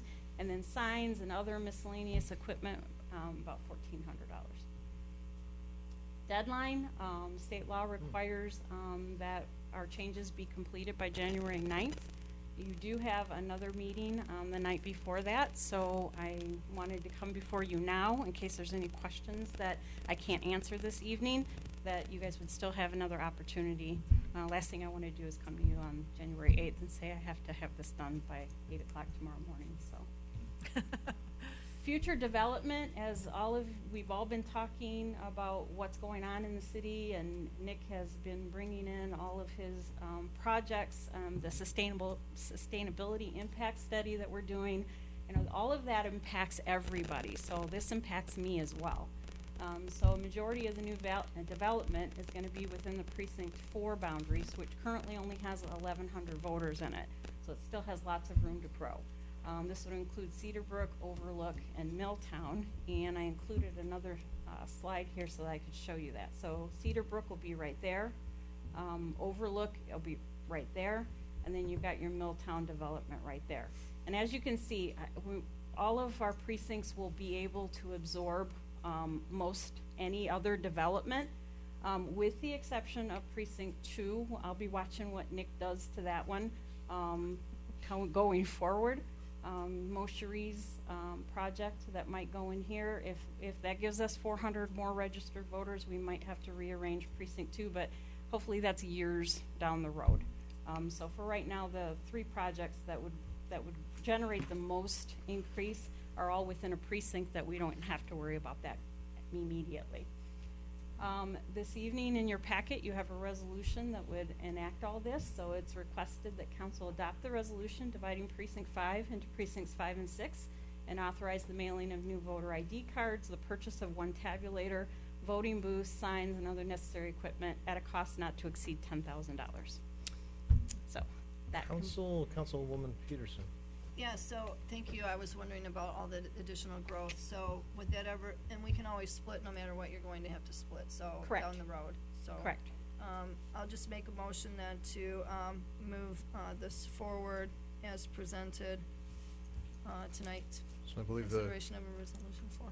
the motion would read almost verbatim Verbatim. as Madam Clerk had originally displayed on the Correct. screen. Is there any Yes. support? It's amazing how Support. she guessed it. That's fantastic. And I would just like to add, thank you very much for being on top of it and a great presentation of it and giving us the breakdown of how that is over there currently. Thank you. It's kind of nice to know. With that, Madam Clerk, the roll from the podium. Ray, Yes. Russell. Yes. Bavacqua. Yes. Bixon. Yes. Giovanelli. Yes. Peterson. Yes. Salvia. Yes. Thank Teach you. everyone to do that. All right. That's what I love about think and stick and move, think on the fly. And, all right, item D, consideration of a council appointment to the OPC Board Citizen at Large seat. I was notified earlier this evening that of the 2 candidates, one has rescinded, Mr. Fisk has rescinded his application, or rather withdrawn it. So council, at your leisure. Yes, Mr. Mayor, Councilmember Peterson. and I would like to make a motion to approve move to approve Lucy Strand as our OPC Board Citizen at Large seat. To appoint Lucy, yes. Is there support? Support. By Mr. Bixon. Yes. Discussion on the motion. Madam Clerk? Control, please. Ray, Yes. Russell. Yes. Bavacqua. Yes. Bixon. Yes. Giovanelli. Yes. Peterson. Yes. Salvia. Yes. All right, and now we move on to receive a report from the PSD liaison, Madam Mayor Pro Tem. Well, we have so much exciting things. We had choir caroling in the city, and it was awesome, and the weather cooperated, and it was just really a great event. So thank you all for coming out. It was so cool because it was really like our, oh gosh darn it. So our first event really was so community oriented, and it was just a great atmosphere. But we had a lot of things going on at the PSD. So Rochester was voted Christmas City of the Year for Michigan. That is a really super big deal. So congratulations to all that, Christy Trevera in particular, with all her staff and the city staff and all the DDA members and PSD and council. Really congratulations to all of you. We also made the top 10 of bucket lists to do in Michigan from Pure Michigan. I think we're number 8 on that bucket list. So that was also incredible news. Fire and Ice, we did approve that, but it's going to be moving to the Suave property. So if you guys want to take a look at your map, just so you know that Milltown closure, it's kind of the same area. We're just pushing it towards it was actually on the Suave property. So thank you to Mr. Suave for allowing us to do that. Festival of Trees was very successful. We grossed about $42,000. I don't know if we still have a couple of sponsorships and things coming in, but excellent Festival of Trees, so kudos to everyone that participated and all the volunteers. We also, PSD has voted or considered taking Jenna and Taylor to their very first conference in Kansas City. So they're young gals that have been really been working their tail off. They have been amazing. And so I'm very excited for them. They're young and they really need this influx of information. So I think it would be very beneficial. But to have both of them go, we have to close the office. So I know that that's going to go to the DDA if it already, I'm not sure if it has or not, but it will be coming up soon. So I hope that all goes well with them. We also are looking to do our goals and objectives at our next meeting in January. So if there's anything that you guys are looking for, we're looking for something, events seasonally, not just for Christmas, but for every season of what, can really make Rochester that really place to be. Did I miss anything, Nick? That was pretty much it. All right. Thank you very much. Thank you. And now on to new business for referral and miscellaneous. Mr. Manager, your updates. Yeah, just a few here. First one, I think everybody knew last Wednesday we had our snow event. I just want to thank our DPW, police and fire. They did a tremendous job, and again, just want to pass along. I heard from many of you, and I've already passed along to our director a big thank you to all those departments. I know Nick even did a drive-along, a ride-along with our DPW to kind of see some of the equipment and the operations actually be done. Again, just a thanks to our staff for the caroling in the city. Great job for Christy, the PSD, and Police, Fire, and Public Works again. I see our new Assistant Finance Director, Marcy's present, so I don't know if you want to come up to the podium and maybe introduce yourself. No pressure. No pressure. Come on, Marcy. I think that invitation is always assumed to be no. Yeah. I wondered who she was. Would take a no on that one. Thank you for having me. I'm Marcy Moriwaki. I'm working with Anthony. I'm here from the Village of Lake Orion, was where I was the Deputy Finance Director Treasurer. So thank you. I'm very excited to be at the City of Rochester and working with these great people. Thank you, Raina, for the good report and the audit, and I'm sure it's going to continue going forward. She set a high standard for Anthony and myself to follow, and we're going to work very hard to present goals and objectives like you've asked for, and balanced budget. So thank you very much. I appreciate your time. Can we make her say where her southern accent's from? Yep, I was wondering. Oklahoma. Awesome. Yeah. Via California for how many years? Like about half my life I was in California, so if I tell you that, then I'll have to kill you. No, just kidding. Just kidding. Well, thank you very much. You'll fit in good here. Thank you, yeah, and you'll grow to love Nick. Right. Southern Rochester. It's an acquired taste. Thank you very much. Thank you. Yep. Final thing, just want to wish everybody happy holidays. Thank you. Perfect. All right, general miscellaneous, Mr. Deputy Manager. No, I wanted to thank DPW. 9 inches of snow is a tough one. First out of the chute, people are crazy. Yeah. I went out early in the morning and drove around, and like Blaine said, and the private sector was on top of it as much as we were. You went to every parking lot. It was amazing that everybody scrambled that quick, and even the Hills got it right. So that usually you see this big differentiation between our two, which no one knows it's us or them. So that went as good as could be expected. Yeah, we do, of course, and we let them know that. But the team effort from DPW to get everything ready for last night, which was amazing. What a great start to an event.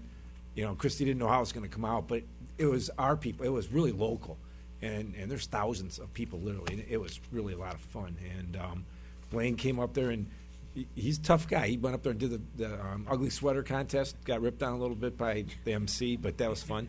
That was my only shot to get at him. But no, it was a great effort. Hopefully, the rest of the winter that doesn't happen too much. But we just want to remind people: shovel your walks. My neighborhood was probably the worst. I'm not going to lie. There was a lot of folks that weren't shoveling, and I want you to know that if there's a house under construction and the people aren't there, we put it on the contractor to make sure that is clean. There's not an excuse. So it snowed Saturday, so we couldn't write polite reminders to people till this morning. So those went out.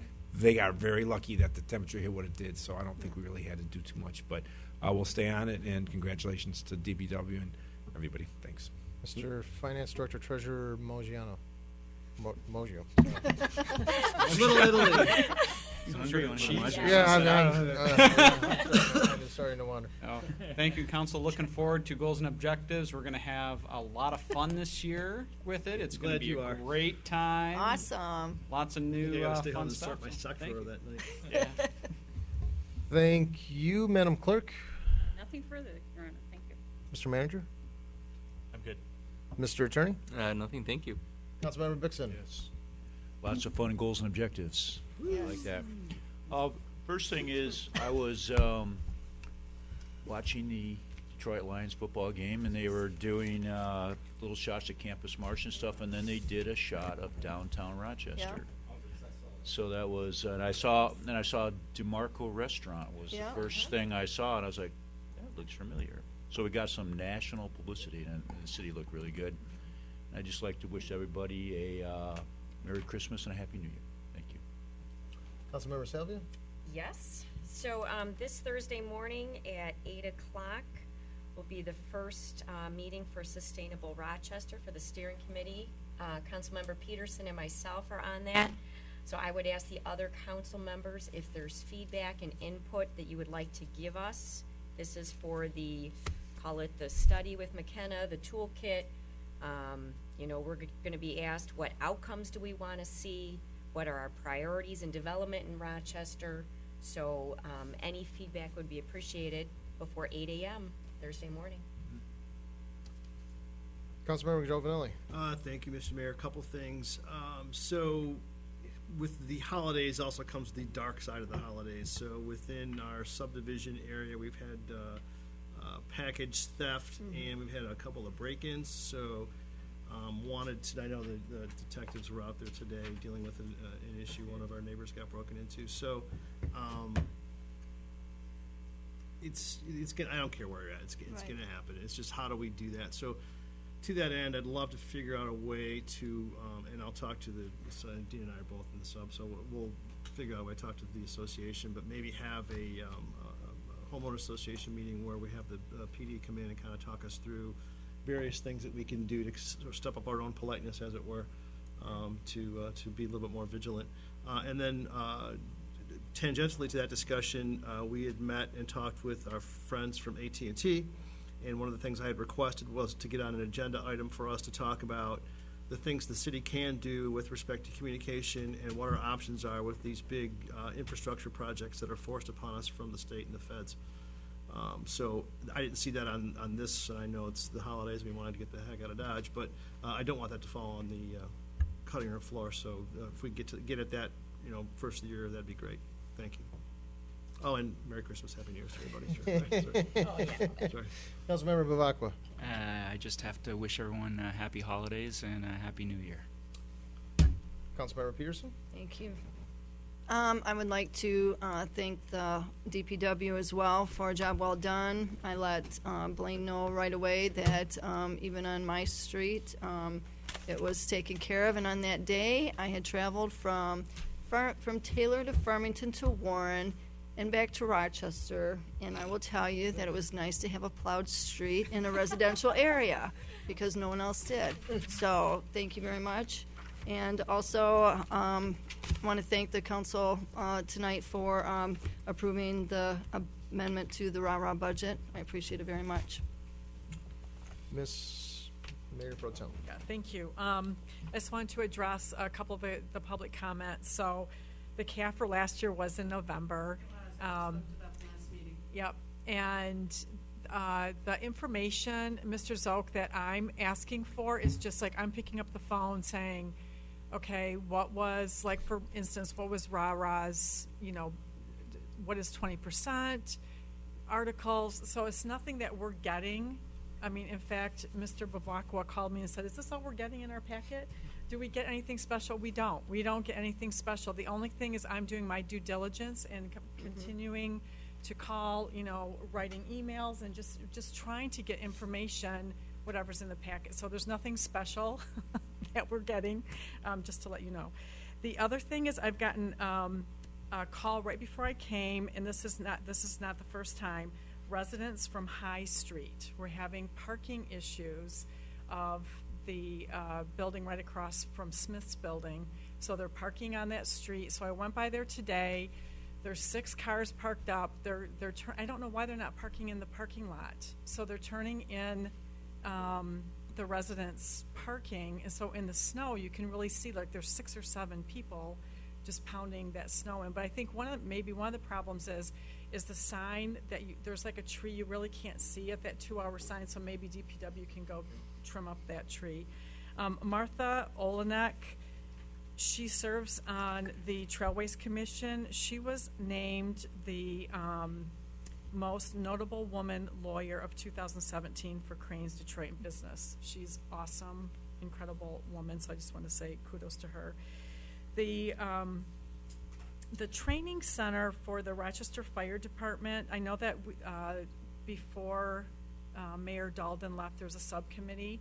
But so can we have a report on the training? Because it was actually in the audit as well, the training tower, and that was purchased. So if we could just see where we're at, because I know that was like a 3-year, I can't remember, I think it was a 3-year project. Anthony's shaking his head yes, just so that we can continue to really understand what that is in that subcommittee. And then also, I've been getting a lot of emails of if there's a disaster, and how do we connect all the volunteers to do that? And I know that the fire chief probably has a really great plan, but to give us some kind of report on what that looks like. And Pure Michigan did an awesome ad. If anybody's seen it, it's like a drone flying over, and that's what was on that Councilmember Bixson was talking about. It's so cool. I still can't figure out how to share it. But kudos to Rochester, and Merry Christmas and Happy New Year's to everyone. So thank you. Great. Just one thing, if I can comment. So as it relates to the, and not to, sir, but not to speak on behalf of the chief, but I had sent him an email and spoke to him about the follow-up to the emergency preparedness training thing that we had some time ago, and if we were going to follow that up with like a working plan and like a day session. And he had told me that with the election year, he wanted to wait for new council to be seated, Okay. and that would be a follow-up item. But Okay. just to know that at least that was on my radar, certainly, and it's also on the chief's. I figured he'd be on top of it. Right. I can even add, he's looking at dates in February, so. So, as they say, and Bob's your uncle. Killing in the City was just fantastic, and I wanted to, for what it's worth, personally thank our partners at Oakland County for shutting down Rochester Road. It was absolutely amazing to stand in the heart of the city with curb-to-curb pedestrian access, as opposed to the other events that we've had downtown Lanyap, and where we're quarantined and cattle railed onto the sidewalks, which is fine, but to get, I think that was absolutely an opportunity to really take in the splendor that is downtown Rochester this time of year. And yes, to also thank the DPW. Certainly there are many faces and bodies and hands that work for the city on our behalf behind the scenes that we never see and take for granted, and for them to know that they are certainly not taken for granted. And before we close, any last comments from the public? Mr. Zook. I'd like to challenge Mr. Banda. Oh, boy. We are now Opposed to what? Christmas City, Michigan. We have a few vacant stores. Get us a Christmas store. We could sure use one. That's a good challenge. Ms. Douglas. This is just an observation from Sue Douglas, who lives on Main Street. Everyone seemed to leave early during the snowstorm, so what we noticed was the 6 o'clock traffic jam became the 4 o'clock traffic jam, and actually if you left later, you had a smooth shot through. So, something to think about.